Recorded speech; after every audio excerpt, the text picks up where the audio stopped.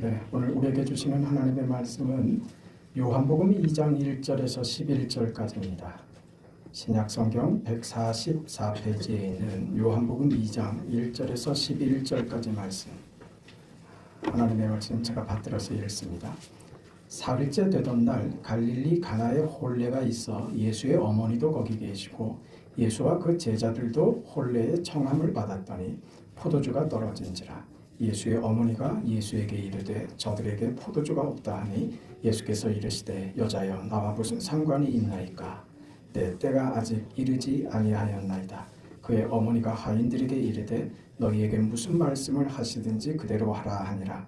거기에 유대인의 정결 예식을 따라 두세 통 드는 돌 항아리 6이 놓였는지라.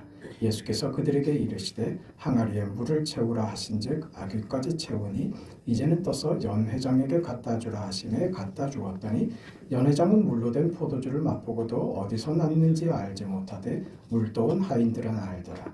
연회장이 신랑을 불러 말하되 사람마다 먼저 좋은 포도주를 내고 취한 후에 낮은 것을 내거늘 그대는 지금까지 좋은 포도주를 두었도다 하니라. 예수께서 이 표적을 갈릴리 가나에서 행하여 그의 영광을 나타내시며 제자들이 그를 믿으니라. 아멘. 갈릴리 가나에서 예수님께서 처음 표적을 행하십니다. 예수님께서 하신 말씀, 예수님께서 행하신 어떤 일들, 사건들 비유로 하시고 나타내신 예수님의 삶의 행적이 모두가 다 의미 없이 이루어지는 것은 없습니다. 반드시 무엇을 나타내고 가르치시기 위하여 어떤 일을 행하시죠.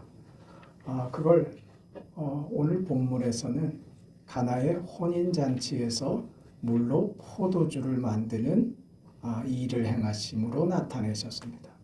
그래서 오늘 성경은 예수님께서 가나의 혼인잔치에서 물로 포도주를 만드는 것을 이 첫 표적이다 이렇게 말씀하신 거예요. 표적이다 그거죠. 물로 포도주를 만든 사건이 무슨 의미가 담겼답니다. 예수님께서 나타내시는 의미, 가르치시려고 하셨던 모든 것들은 하나님에 대한 겁니다. 천국에 대해서 가르치시고 나타내신 것이죠. 그것 외에 예수님께서 이 땅에서 잘 사는 법, 잘 되는 법, 인정받는 법, 존중받는 법 그런 걸 가르치시지 않았습니다. 예수님의 관심과 예수님이 가르치시려고 하신 것은 오직 천국 복음뿐이었습니다. 그러니 그런 관점에서 예수님께서 가나의 혼인잔치에서 물로 포도주를 만든 사건을 그런 시각에서 바라볼 필요가 있는 것이죠. 오늘 본문 말씀은 사실은 할 이야기가 너무나도 많은 내용을 담고 있습니다. 이걸 하나하나씩 다 풀어서 이야기를 하자면 시간이 너무 모자랍니다.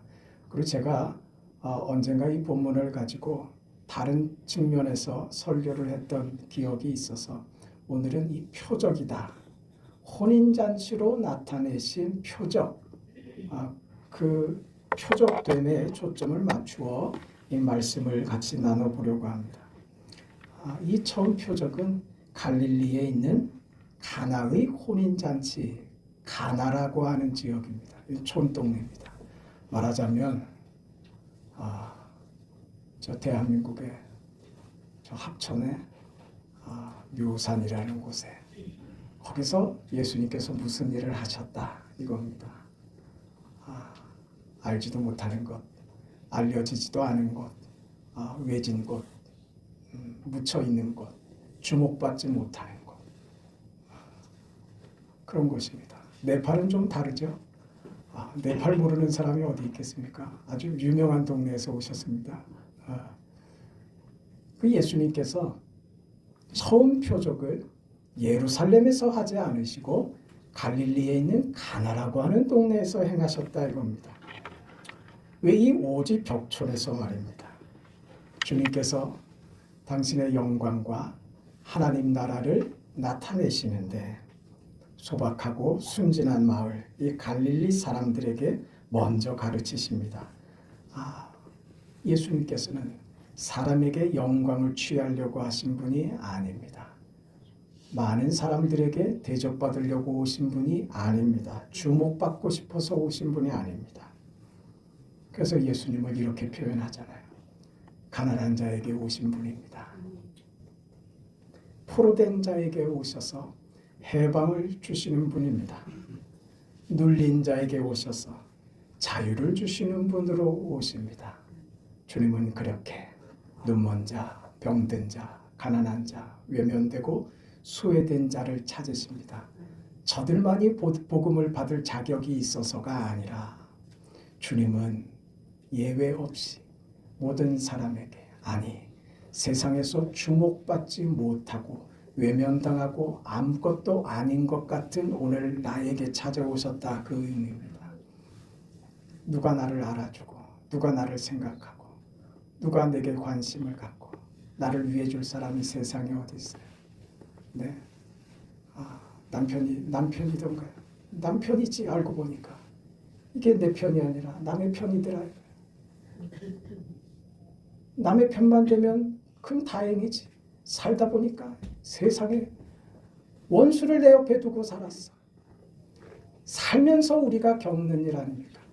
가장 속상하고 화나고 답답한 일 누구한테 겪어요? 가장 가까운 사람들한테 겪지 않습니까? 우리가 그런 인생을 삽니다.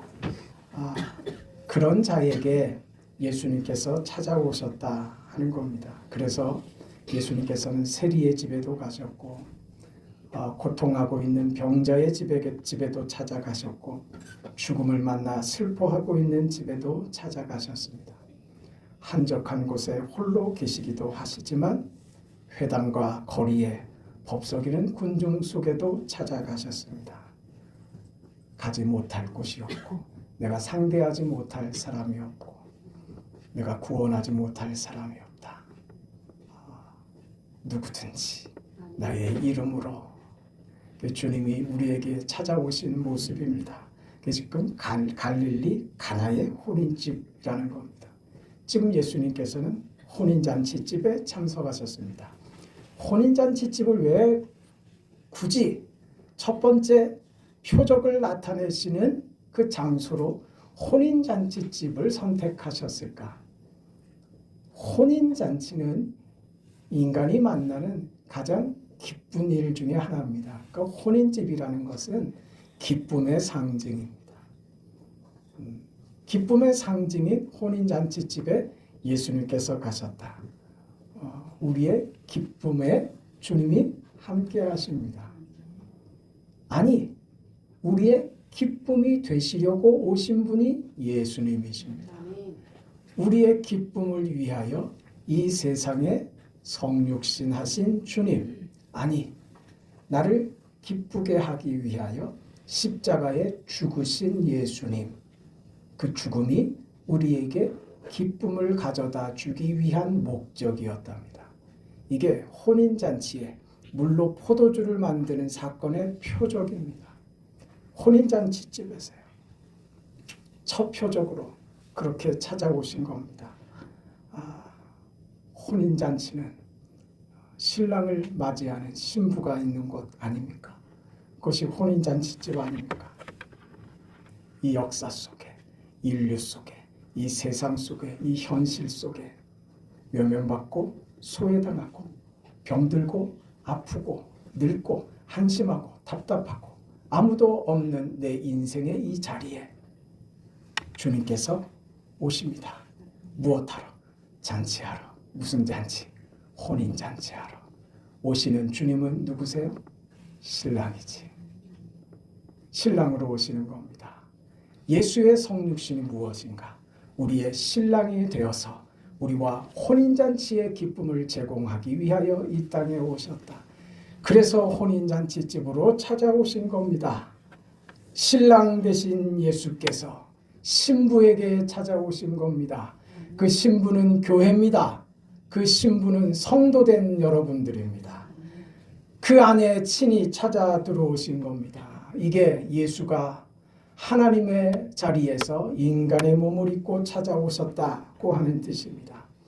신랑 되신 예수께서 우리에게 오신 겁니다. 이게 첫 표적이었습니다. 그래서 주님의 오심은 온 세상에 미칠 큰 기쁨의 좋은 소식이다, 이렇게 말하는 것이죠. 주님이 오셔서 우리에게 무엇이 기쁨이 찾아왔다 이겁니다. 인생은 누구나 다 주님을 만나면 기쁨의 인생이 됩니다. 우리 그 젊은 친구들은 운동을 하나? 네? 우리 전도인 집사님은 딸이 국가대표 축구 선수입니다. 이제 저 호주에 가서 아시안컵 그 축구 대회를 앞두고 있는, 이제 출국을 하게 될 텐데, 축구 알죠? 국가대표 선수예요. 왜 할까요? 왜 할까요? 그 연습하는 시간이 얼마나 힘이 드는지 우리 충분히 짐작되죠. 아니요, 우리 짐작도 못할걸요. 본인들이 얼마나 고생하는지, 땀을 흘리는지, 그 훈련이 얼마나 어려운지는 사실은 우리가 짐작도 못할 만큼 어려울 겁니다. 근데 그 어려운 걸 왜 할까요? 그 어려운 연습을 왜 할까요? 네? 시합이 영광입니다.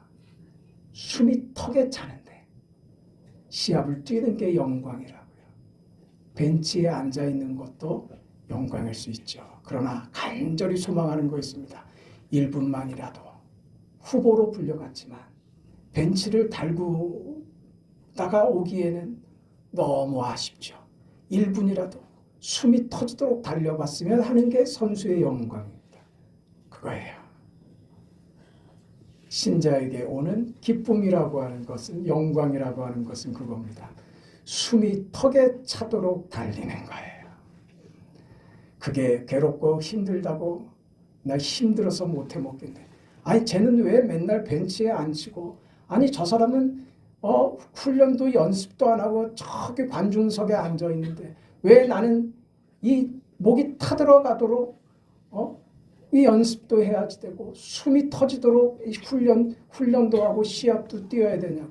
그걸 푸념하는 선수가 있을까요? 아니요. 관중석에서 바라보는 자는 필드에서 달리는 저 선수가 부럽습니다. 그게 영광이죠. 예수 믿는 자의 영광과 기쁨이라는 것이 이런 거예요. 이 역사 속에, 인류 속에, 나의 인생 속에 소모되고 그냥 버려지는 인생으로 그렇게 태워지는 것이 아니라 숨이 턱에 차도록까지 내 인생을 뛰어보라고, 그 인생의 가치와 그 인생의 보람과 그 인생이 하나님의 은혜 안에서 영광이 되도록 만드시는 겁니다. 우리를 그 지위와 그 신분으로 하나님이 우리를 부르신답니다. 그게 예수께서 오신 이유인 겁니다. 그렇게 오셔서 가나 혼인잔치에서 물로 포도주를 만드십니다. 물로 포도주를 만드시죠.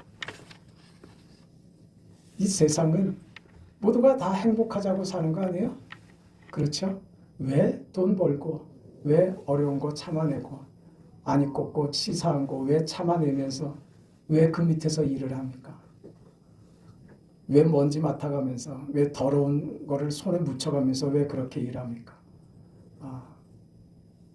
여러분 모르는 분들은 참 목사님은 참 좋겠습니다.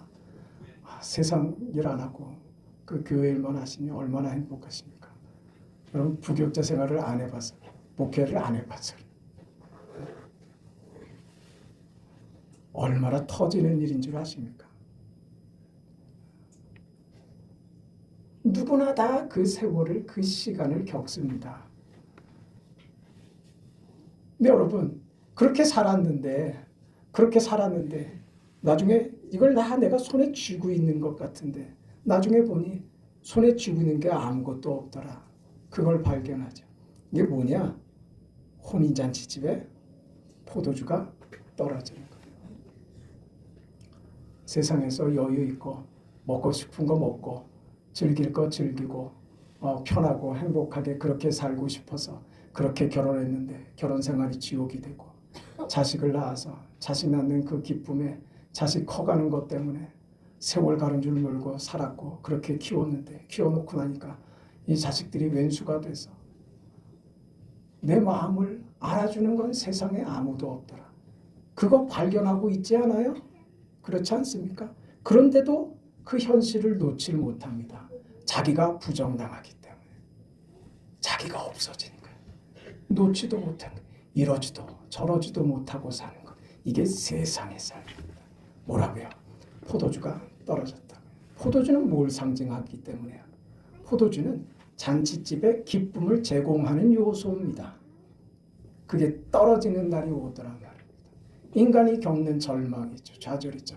더 이상 아무리 기뻐하려고 해도 기뻐할 수 없는, 내게 기뻐할 조건들이 다 사라져버리는, 말라버리는 때가 오더라. 인생의 죽음 아닙니까? 절망 아닙니까? 그 자리에 딱 섰을 때 인생이 내가 대하는 내 인생의 그 본질, 내 실상을 발견하고 우리는 허탈하죠. 자신 있습니까? 자신 없죠. 늘 고민하죠. 이놈 포도주가 지금 많이 남아있나? 술통을 확인하죠. 네, 떨어집니다. 다 떨어집니다. 이때 예수님께서 물로 포도주를 만드십니다. 물로 포도주를 만드십니다. 잘 보세요. 하인들에게 그 어머니 마리아가 예수님께서 무슨 말씀을 하시든지 그대로 해라 이렇게 당부를 합니다. 드디어 예수님께서 하인들을 부르십니다. 부르셔서 돌 항아리가 6이 있는데 이 돌 항아리는 제사 때나 가정에서 정결 예식입니다. 말하자면 손 씻고 발 씻고 하는 그런 물을 담아놓는 항아리란 말이에요. 이 항아리에다가 물을 담으랍니다. 그랬더니 이 하인들이 시키는 대로 물을 담습니다. 얼만큼 담았다고요? 아귀까지 채우니라. 잘 보세요.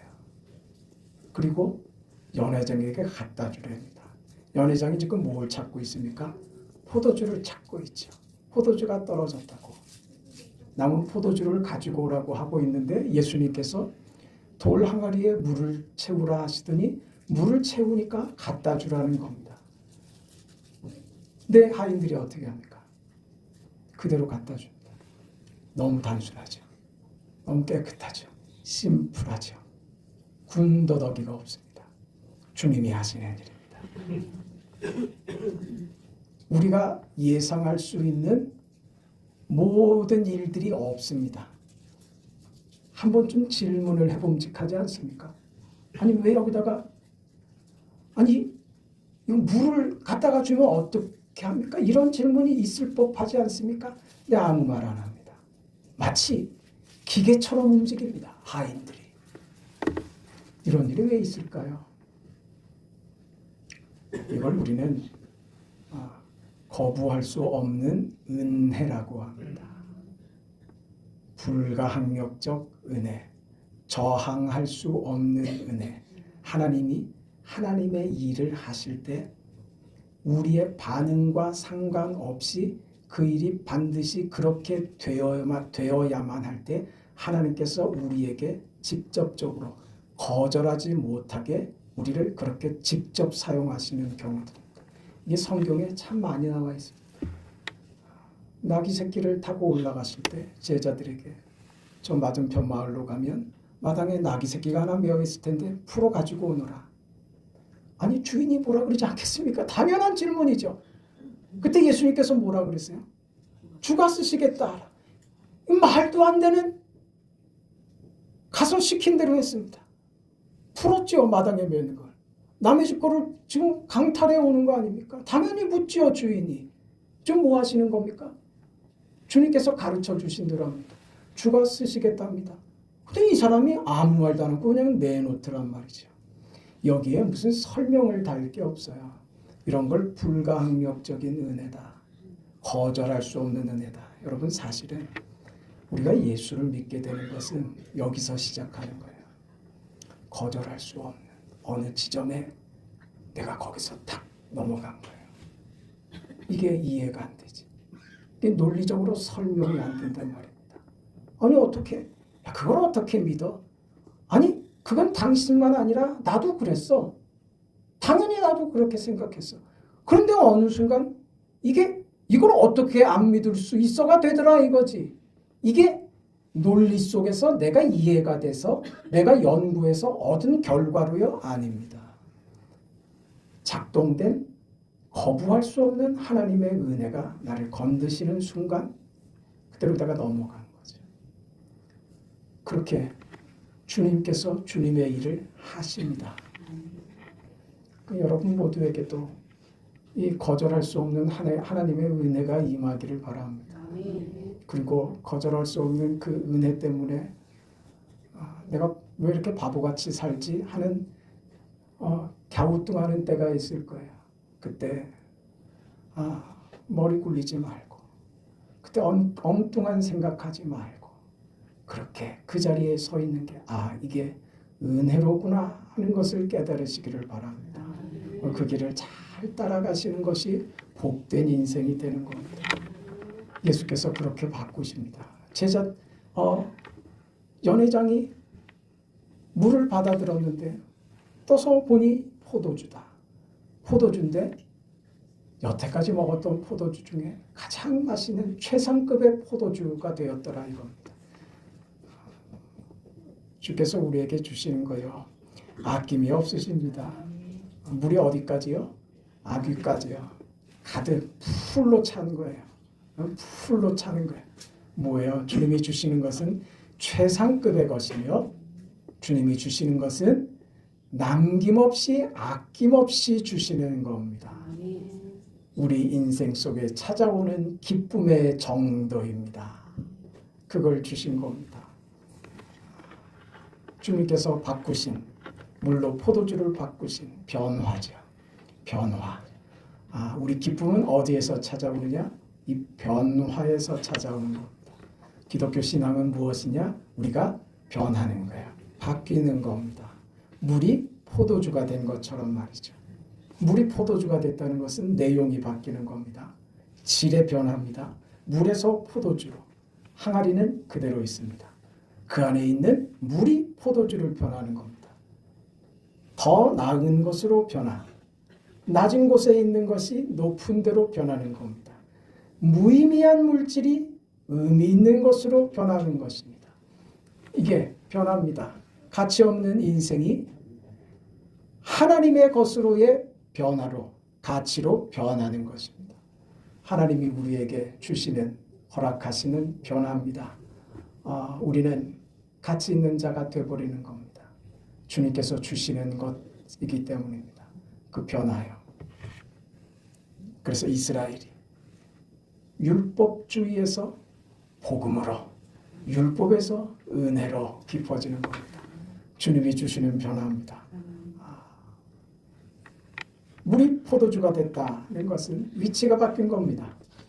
돌 항아리의 위치가 바뀌는 겁니다. 변화입니다.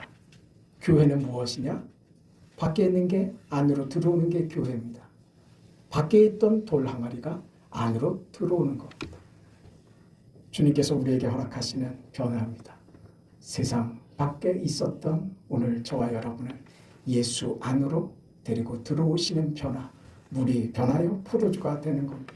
어둠의 자녀에서 하나님의 자녀로, 저주에서 축복으로 변화되는 것입니다. 이 용도가 바뀌는 겁니다.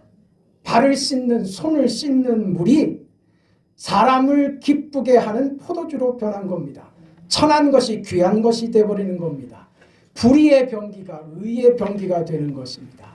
이 변화는 맛이 변하는 겁니다. 물맛에서 아무 맛도 없는 것이 포도주 맛이 됐습니다. 예수께서 베푸시는 축복의 산물입니다. 색이 변합니다. 그 색이